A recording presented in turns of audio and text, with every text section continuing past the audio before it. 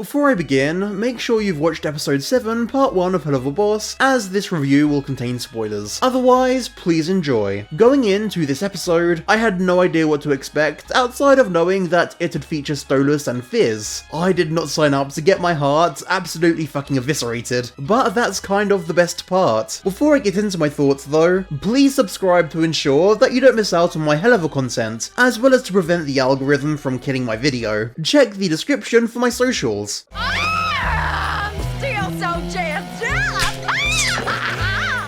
First off, I think the show is doing a tremendous job of balancing both its comedic and serious sides. Initially presenting itself as a somewhat juvenile dark comedy, it was a bold risk transforming it into this very deep and emotional dramedy, but that risk is certainly paying off. I definitely don't think it was a bait and switch like some people have been saying. It presented its cards from episode 2, and I've been here for it ever since. Before we get into the plot though, there are other aspects of the episode I want to talk about. For one thing, the animation for this episode was just exquisite. I don't know whether it's down to the production becoming more streamlined or because they just had more of a budget for later episodes, but these last two episodes have looked the best the show ever has. The movements and expressions were so lively, and the colours and effects were positively tasty. As is the case with every episode that has one, the musical segment is the best showcase for this. You singing love songs in my lustful lounge.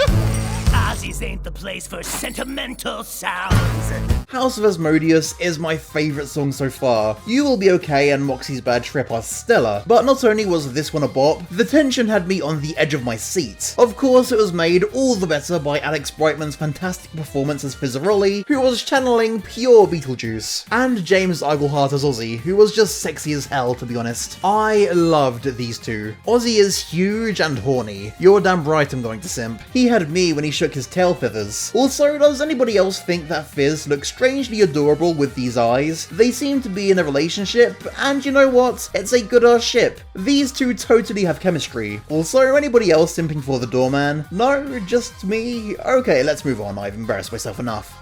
At this point, I think the majority of us are heavily invested in these characters and their lives, and this episode beautifully builds off the drama from the last one. While episode 6 told us that Blitz had issues with intimacy, this episode touches upon why, as well as gives us more of an insight into Stolas' side of things. That's a mood, Gabriella.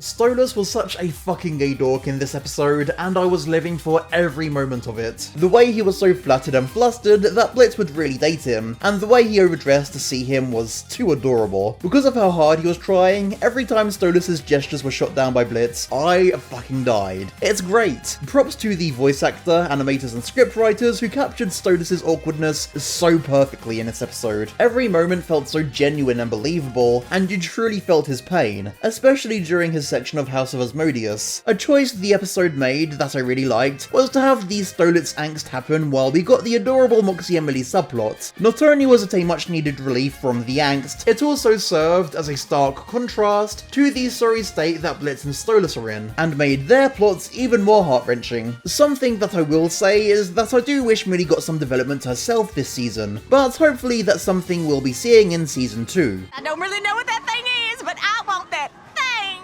Despite treating Blitz much like a sex toy in previous episodes, here we see that he truly does want to have more than just sex with him. Rather than feeling empowered by sex is kind of his foil. He wants more than that, but he struggles to show his affection through other means. That's why it's so painful when Blitz accuses him of only caring about sex. He does give off that impression, and it hurts even more when he can't even defend himself against the accusation. It's okay, Stolas, I'm single. Now let's talk about the real highlight of the episode, Blitz. Helluva Boss's entire first season has been, at its core, a character study of Blitz. The show has spent the first half of the season showing us who he is, and the second half of the season is showing us why he's that way. He's gone from being just another rooting through jackass character to a rooting through jackass with angst and trauma. Can you two not?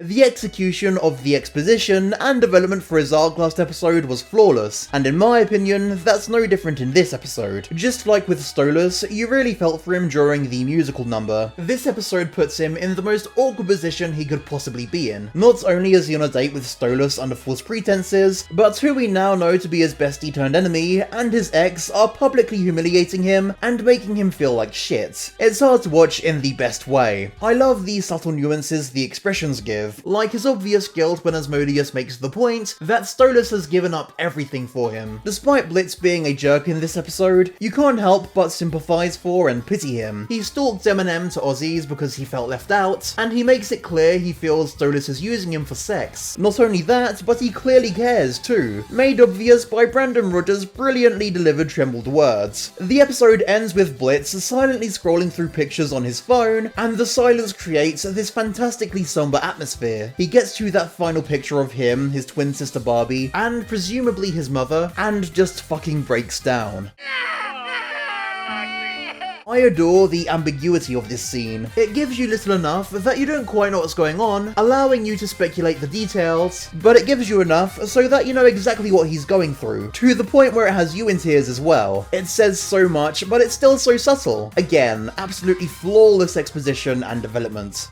OZZIE'S was a banger of an episode in its own right, and a wonderful setup for part 2. Here's hoping it manages to up the ante from this one. Also, I'm totally gonna make like 5 theories about that ending. Be prepared. Like the video to support the channel, subscribe for more Helluva Boss theories and reviews, and comment with your thoughts down below. Thanks so much for watching, and see you next time.